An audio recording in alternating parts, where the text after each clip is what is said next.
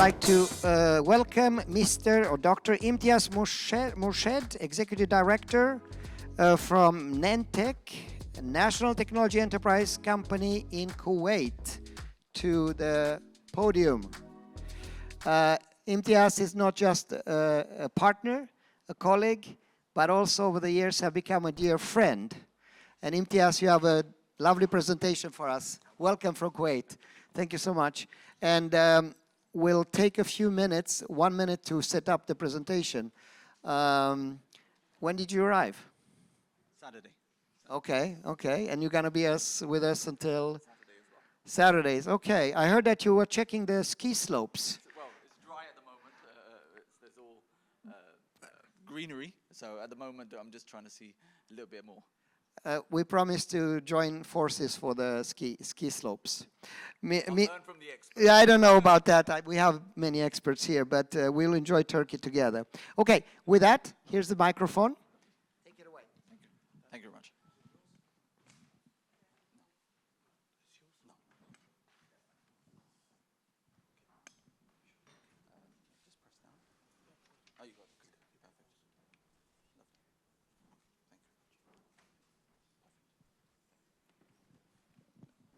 Good morning.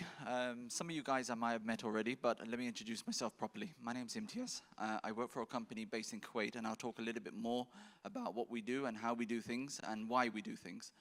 So a little bit about the background about the organization itself, and I'll talk to you about what we want to try and do today as well. So I'll explain a little bit about the organization.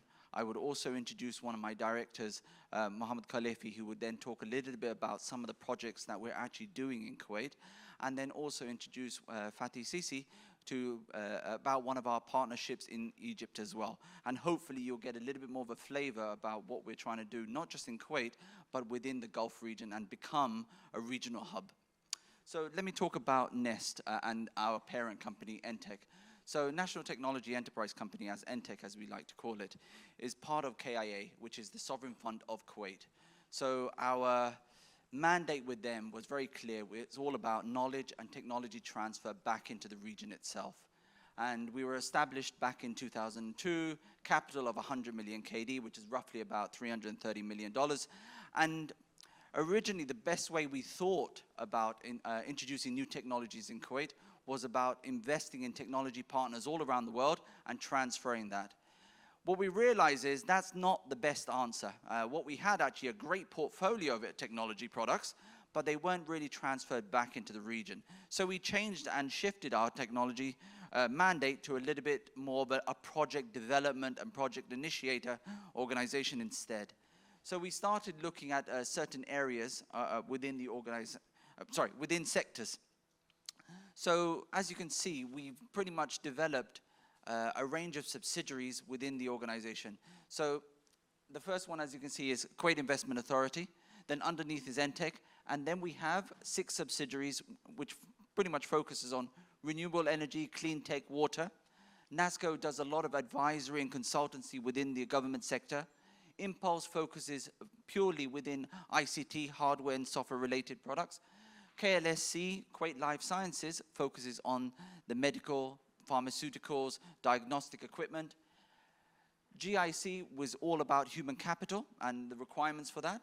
And NEST, our recent acquisition or development, is a national company for educational services and training. One thing that we realized when we were starting to introduce technologies within Kuwait and of course within the region, without knowledge, it doesn't work. Technology, and as some greater people have said, if you give someone an iPad, if he doesn't know how to utilize it, it just becomes a doorstop. So the idea is we need to make sure that we have the right sort of education set up, developed within an organization to be able to transfer, utilize, and actually get the best out of a technology, and not just to see it as a fad or a tool or an achievement or a KPI, as whatever the organization may require it to be. So we've done a number of projects that, and I know none of these are really relevant, but I'll try and give you a bit of it, a value of how and why we actually do this. One of the things that we look at is not really the bottom line of things. We don't turn around and start looking at how much money as an organization that we can make. And I know this is a very important part of a lot of organizations' needs, but as being part of the Sovereign Fund of Kuwait, our responsibility wasn't about the bottom line. It is about adding value. One of the projects that we worked on was number portability.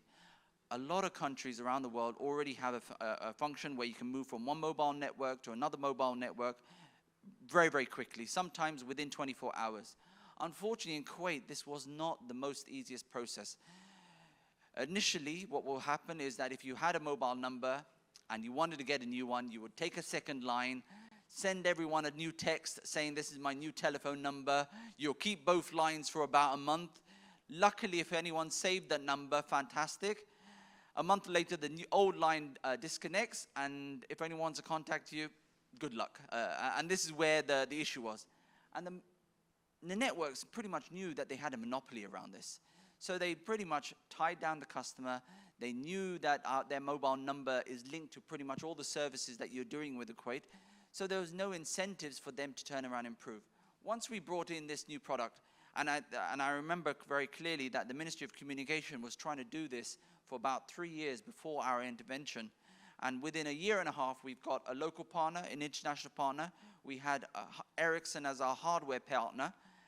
We strong-armed the networks on the process itself and got an Emiri decree. And actually, it didn't cost the ministry a single penny or a single dollar.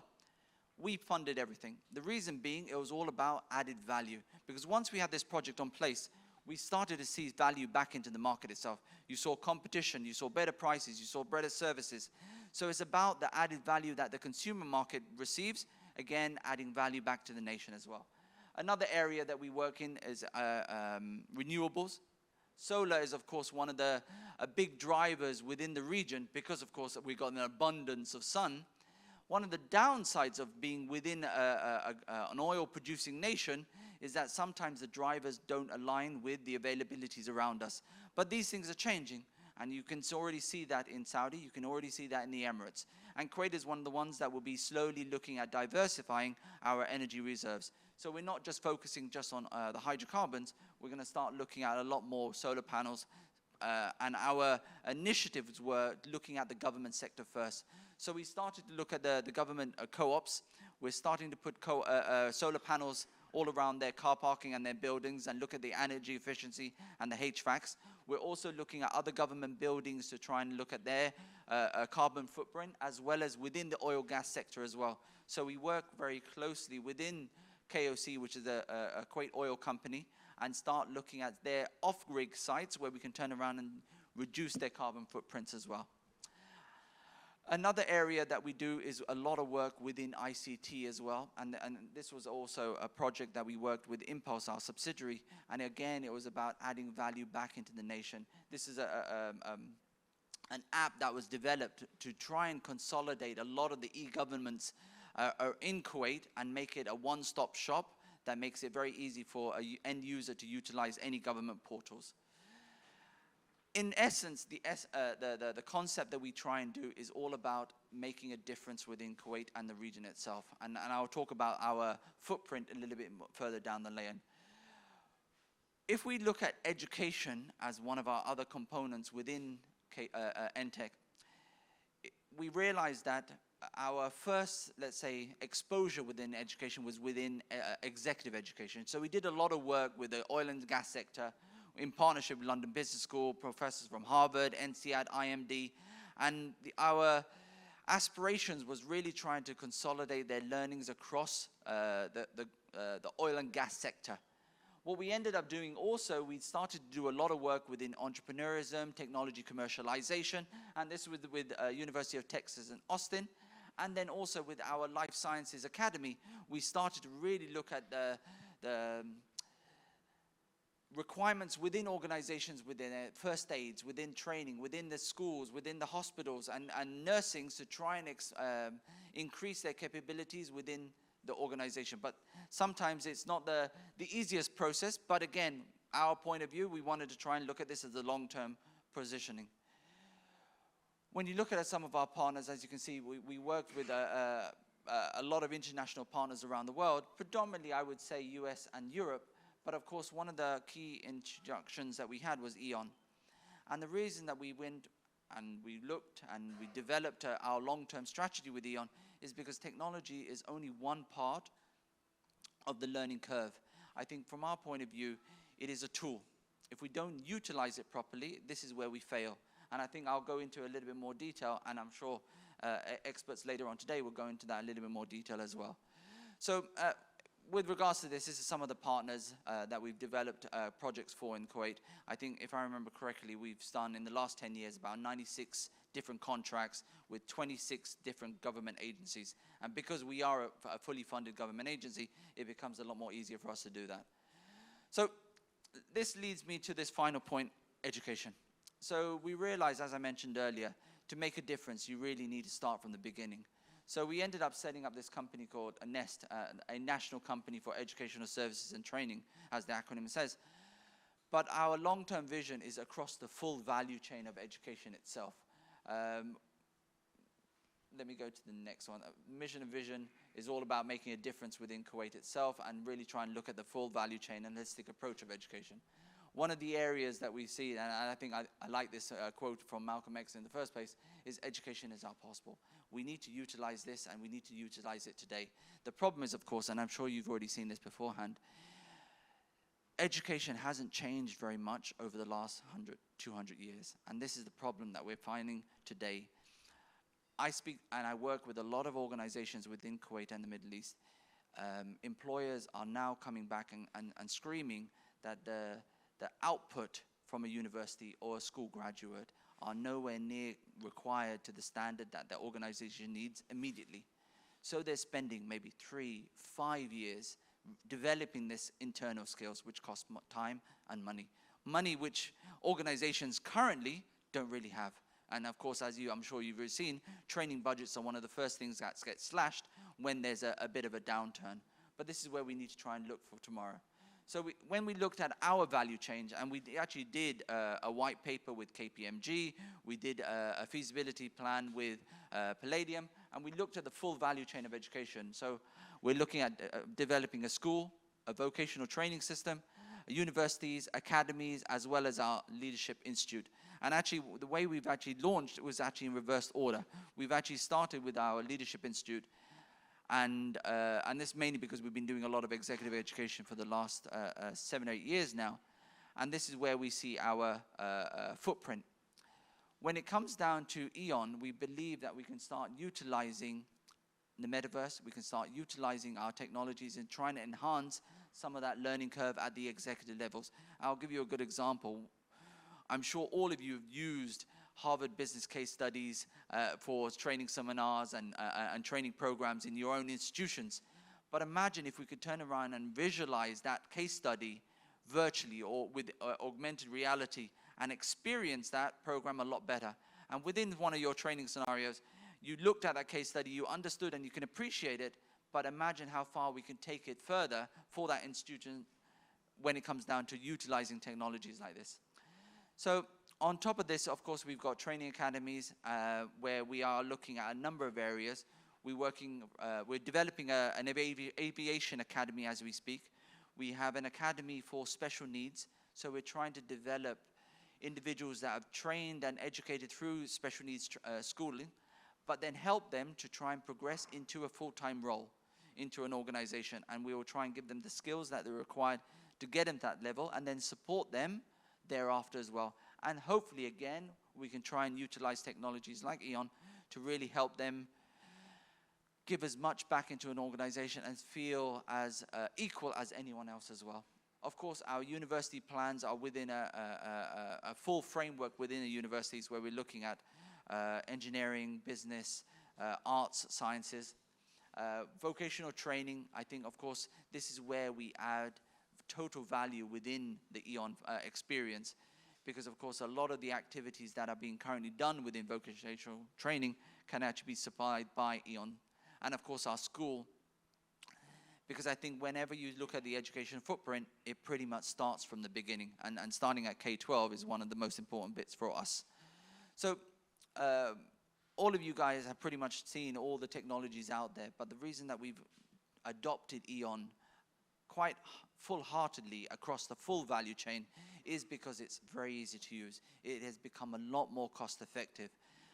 We've looked at EON maybe, I think it was about 7 years ago, and we had the pleasure of meeting Dan in Manchester and looking at one of the centers there and then, to the point where we actually developed our own center in Kuwait.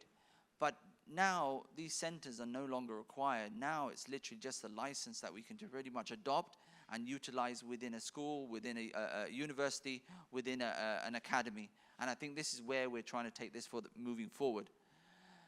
I think one of the, another saying that I quite like, the future is already here, and I think EON is a testament to that idea.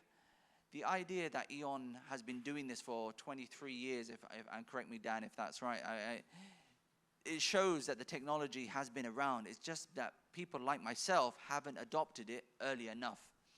And that's because of many barriers, and I know the team spoke about the idea it takes for development, the cost, the equipment that is required to actually utilize some of these technologies.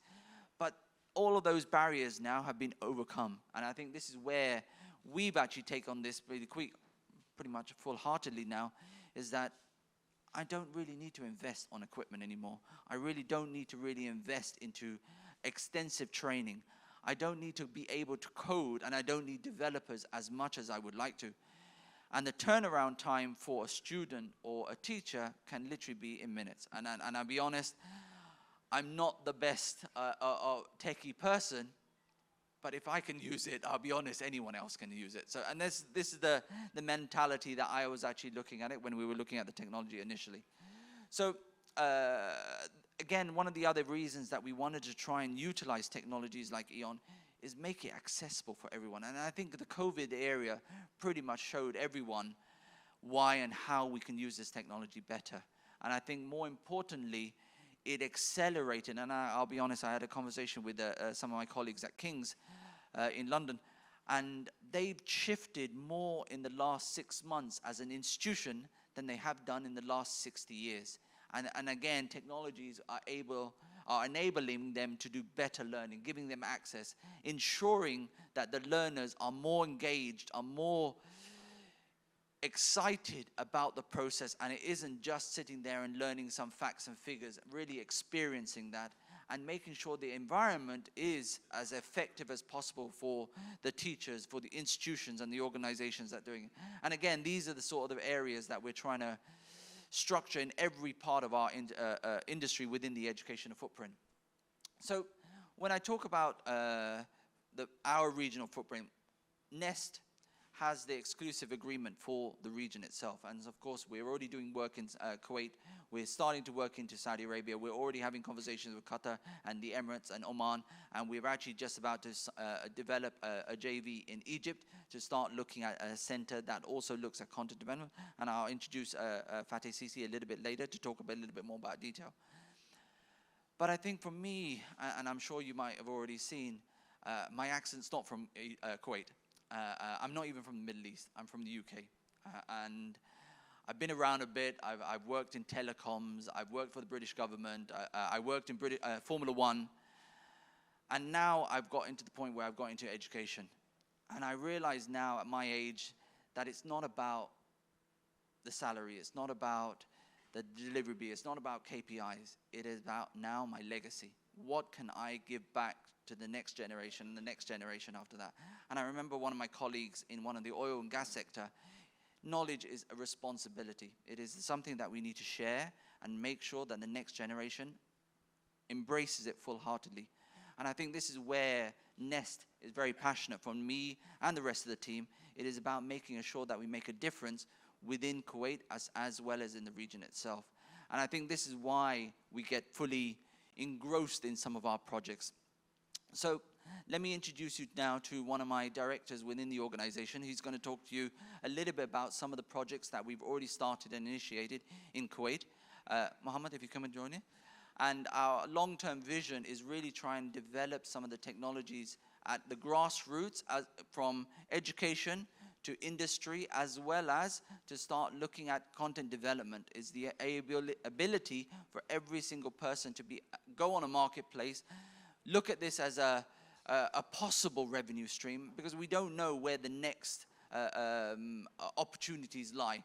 but we want to make sure that we give everyone the right sort of tools, the right sort of exposure, and the ability to be in charge of their destinies. And I think many institutions have tried to do it with MOOCs and try to do with other platforms, but however successful they've been so far, have we got the engagement that we would like to?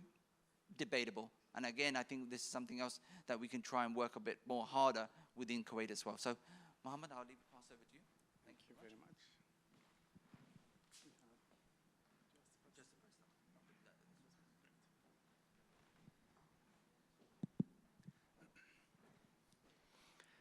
Most of the time, all what you need to introduce an idea and to get the buy-in from the senior management is to have a champion within any organization. Whether this champion is a decision maker or someone who can influence the decision of the senior management is exactly what we needed in our projects, as what we will see in the upcoming slides. My name is Mohammed Al-Khlayfi. I'm the Deputy Director at the Special Projects at NTEC. And I'm really excited to see everyone here coming from different countries just to share your thoughts, your ideas, and how we can utilize the technology of EON and to benefit from such technology in the education sector or even in the training sector as well. So let me go now with our first project that we are working very closely with Kuwait University, which is a very prominent educational institution in Kuwait and in the region. We've been working with them for a few months so far, and we've reached a phase where they have accepted the idea to start piloting EON within some of their colleges. And that will lead us to introduce such technology to others later on. So this is our first project that we have worked for the last few months with Kuwait University. Now the second project, which is with Al-Najat School. We are really excited to announce that we have reached a point with Al-Najat School, which is one of the leading educational institutions in Kuwait, and it is a charity organization that have more than 12,000 students within their schools. They have around 17 schools in Kuwait. And we are really excited to announce that Al-Najat School have accepted to buy 12 licenses and to have a whole floor within their new building to start using and utilizing the AR/VR 12,000 licenses within Al-Najat organization. So soon you will hear the announcement of launching this exciting learning partnership with Al-Najat School in Kuwait. Now the third project, which is with Kuwait Oil Company, an institution that has the main contribution of oil barrels in Kuwait, and we have worked with them for the last almost 6 months, where we have reached the agreement to have a pilot program with KOC within several departments, with firefighting departments, with the hospital, with KOC hospital, as well as with the safety, health, and environment department. So once we work with this project within KOC, we will have a rollout with KOC to start introducing the EON Reality projects or products within the oil sector in Kuwait. They have more than 7 or 8 companies that I think they are just waiting for us to hear the good news about how well we have done with them with the EON project or solutions within KOC. Now the final project that we are working very closely with Mr. Fethi Sisi, and we are really keen to introduce Mr. Fethi to talk about where we are going with EON within Egypt and how we can have Egypt as the hub of developing, creating the content, not only for Egypt, but for the whole region. So please, let's have Mr. Fethi here with us so that he can introduce the collaboration between NTEC Nest and Egypt. Mr. Fethi. Let's have the other slides.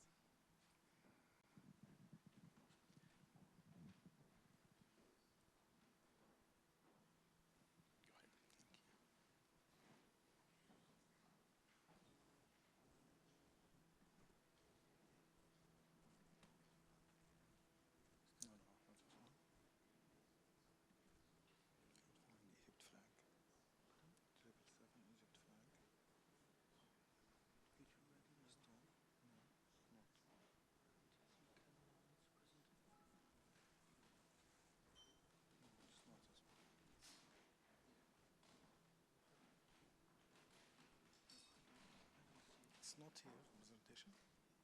Did you send it?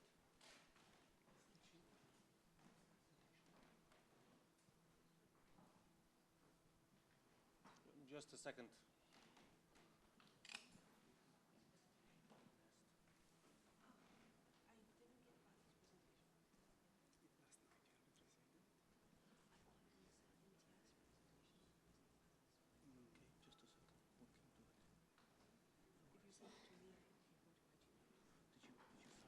It's okay, I can do it. We can. So if you get it, that's great. Otherwise, you can start. If you can open it, you can refer to it. Okay.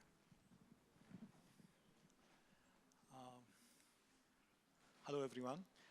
From user point of view, I'm proud to introduce myself. We are a 777 company.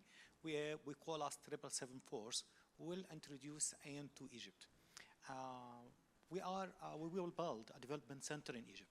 Development center, it means that we will make content development center, or what we call it, development center. It means application development center or content development center.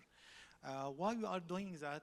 Because we want to help people to have some applications, not only license, and they are building themselves. Most of the syllabus or the curriculums are the same for schools, for the secondary schools, for primary schools, for like this. So we are making this development center in Egypt. Now we have GV with Nest. Now we are building this development center in Egypt. We have almost now 40 developers to help us to build this content and to start using for all the students. In Egypt, we have around 28 million students in schools up to KG2, and we have 6 million people in technical schools, and we have around 3 million students in the universities. So we are building we are building for them the applications during our development center. We will concentrate in education. Then we will go to multi layers of business or multi-tasks. And now we will start, I think, maybe by the next year, starting this process. We will start also another areas like tourism, like healthcare, industrial, and training centers. So hopefully, inshallah, next sessions, I think, we will have something from Egypt, from our development center. Thank you. Thank you very much, Cici. So coming back to my original point earlier, and I'll try and summarize this very quickly. I think from us, it's all about adding value back out from our organization, from our partners, and our long-term development within the footprint of Kuwait and the region. And I think for me, partnerships like EON are the most critical parts of what we do moving forward. I think the technology is in development, and they will be the first ones to say that, and there's a massive amount of more work that we can do to make this even more interactive and achievable and better. But I think for me, I'm not waiting to be an end user at the end of that journey. I want to be at the beginning with them, developing and being part of that development journey. And I think this is one of the things that I've appreciated EON's response within our region, is that we are trying to change and make a difference together. And it's not going to happen overnight. It's not going to be an easy journey, but I believe this is something that we can do, and we will do it together, inshallah, God willing. But I'd like to say thank you very much for giving us the time and opportunity to explain a little bit about our organization.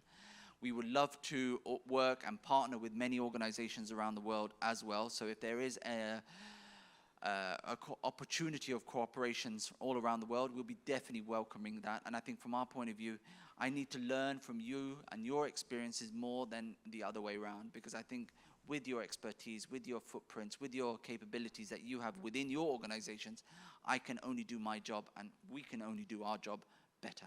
So thank you very much indeed. Have enjoyed.